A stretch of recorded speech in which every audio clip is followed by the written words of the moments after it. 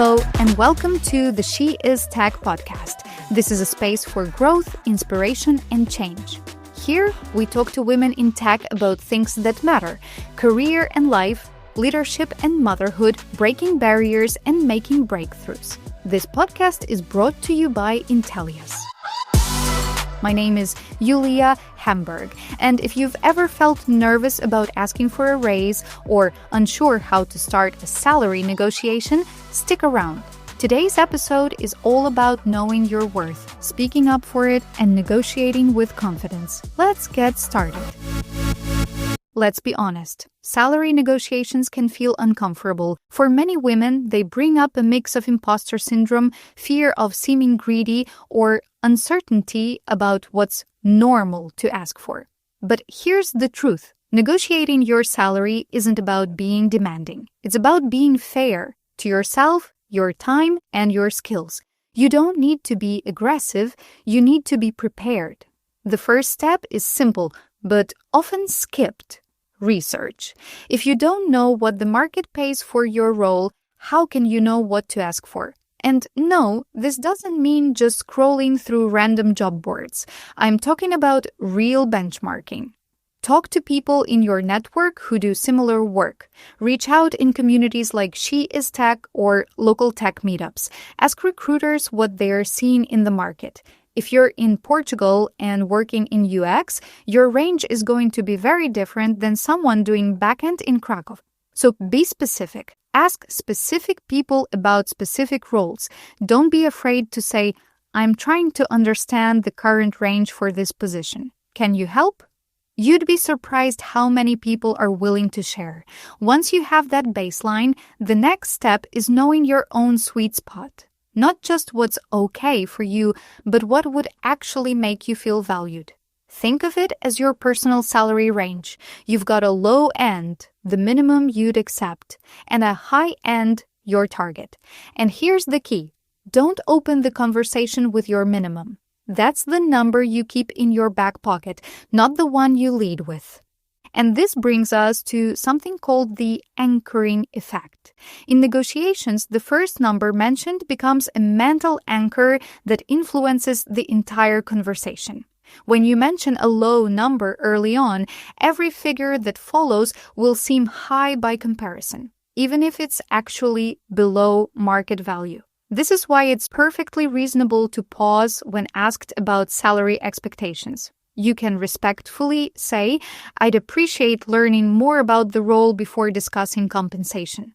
Or, I'm currently researching market rates and would prefer to address this later in our conversation. Taking this approach isn't being difficult. It's being strategic and thoughtful about your professional worth. Remember that protecting your negotiating position isn't just about securing better compensation for yourself. It's about ensuring that your skills and experience are properly valued in the marketplace. By avoiding premature anchoring, you maintain the flexibility needed to negotiate effectively when the time is right. Another key point is the importance of knowing the full offer, not just the number on your paycheck.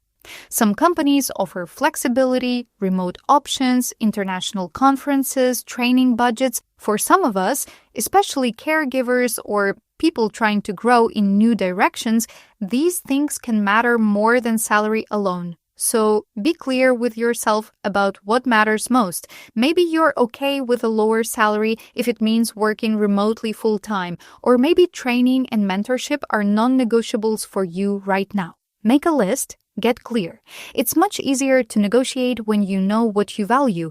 And remember, negotiation isn't just about the final offer. It's a process. You don't have to say yes on the spot. Take your time. You can say, thanks for the offer. I'd like to take a day or two to consider it and do my due diligence.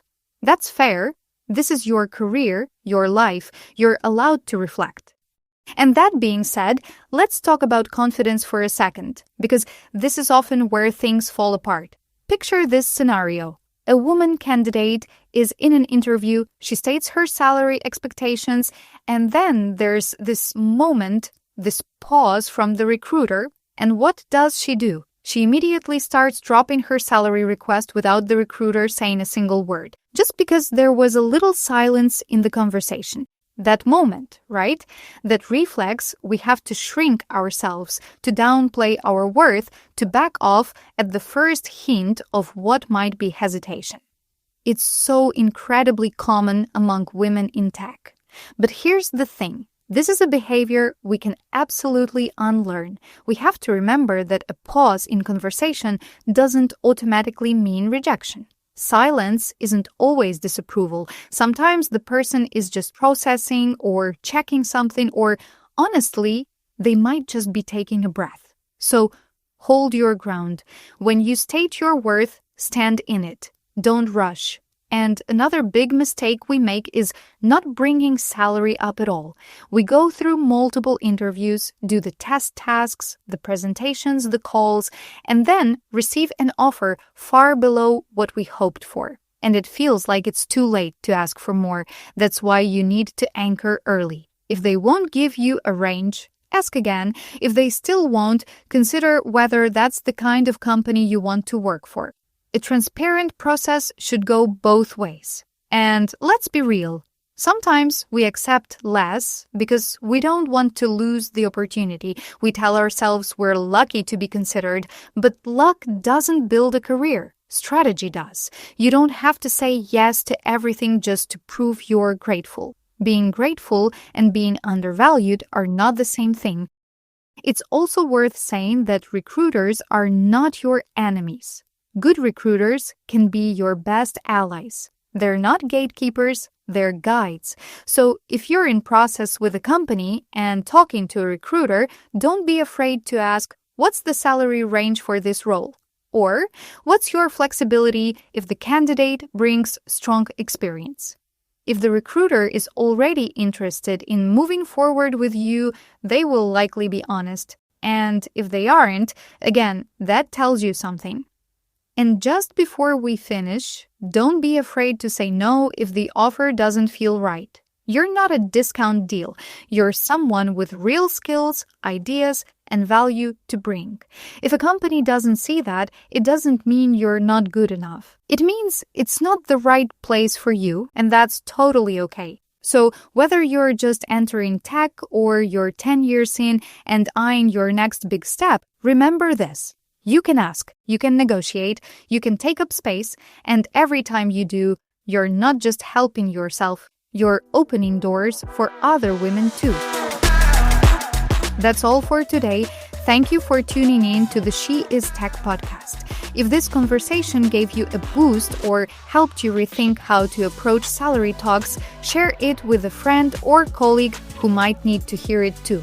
These are the kinds of conversations that grow stronger when we share them. As you might know, our mission is to unite and inspire women in tech.